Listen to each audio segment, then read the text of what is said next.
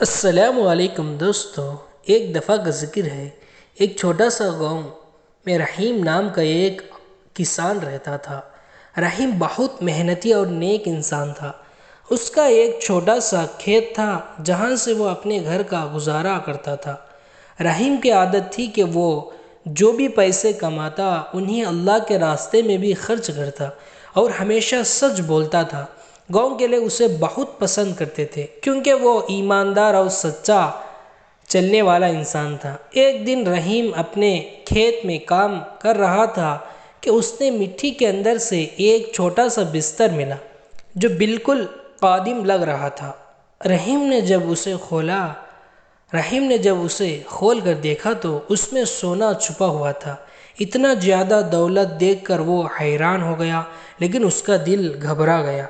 اسے یاد آیا کہ یہ سونا تو اس کا نہیں ہے، کوئی نہ کوئی تو اس کا سونے کا اصل مالک ہوگا، اس لیے اس نے اپنے پاس رکھنا غلط ہوگا۔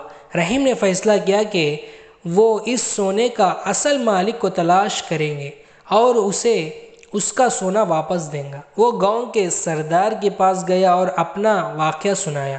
سردار نے کہا، رحیم، تو یہ سونا اپنے پاس بھی رکھ سکتا تھا، لیکن تمہارا ایمانداری قابل درد ہے۔ ہم اصل مالک کو ڈھونڈنے کی کوشش کرتے ہیں۔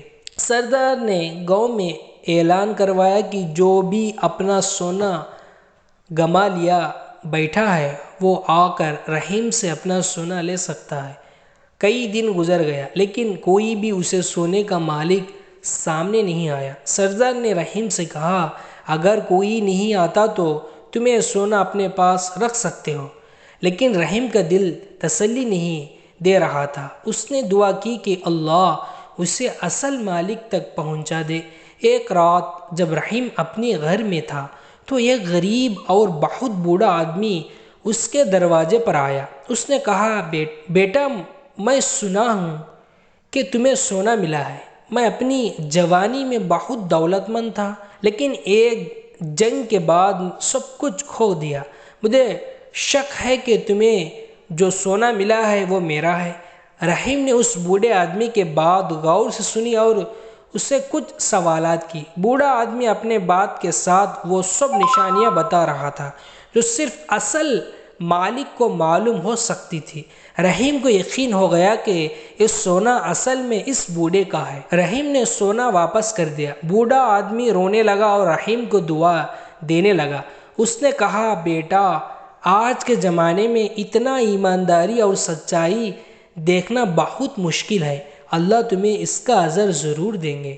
رحیم نے مسکراتے ہوئے کہا، مجھے سونے کی ضرورت نہیں ہے۔ اللہ نے مجھے اتنا دیا ہے کہ میں اپنے اور اپنے گھر والوں کو پیٹ بھر سکتا ہوں۔ میرے لیے سب سے بڑا دولت یہ ہے کہ میں کسی کی امانت اسے واپس کر دوں۔ تھوڑے دن بعد اس بوڑھے آدمی نے رحیم کو پھر بلایا اور کہا، میں نے فیصلہ کیا ہے کہ اپنے زمین کا ایک حصہ تمہیں دینا چاہتا ہوں۔ تم نے میری دولت واپس کی، لیکن میں تمہیں اس کا اجر دینا چاہتا ہوں۔ رحیم نے پہلے تو انکار کیا، لیکن بوڑھا آدمی اس بات پر زور دیا کہ وہ یہ زمین قربانی اور ایمانداری کے بدلے میں دے رہا ہے۔ رحیم نے زمین قبول کر لی، لیکن اپنے دل میں اس نے سوچا کہ اللہ کی رحمت اور ایمانداری سے بڑھ کر کوئی دولت نہیں ہوتی۔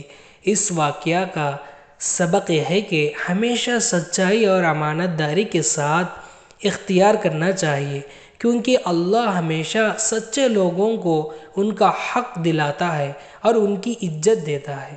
اللہ تعالی ہم سب کو سچ بولنے کی اور ایمانداری سے ہماری زندگی گزارنے کی توفیق عطا فرمائے۔ دوستو، اگر اس واقعہ آپ کو پسند آیا ہو تو ہمارے اس چینل کو سبسکرائب کیجیے اور اس واقعہ کو شیئر کیجیے، لائک کیجیے۔ خدا حافظ۔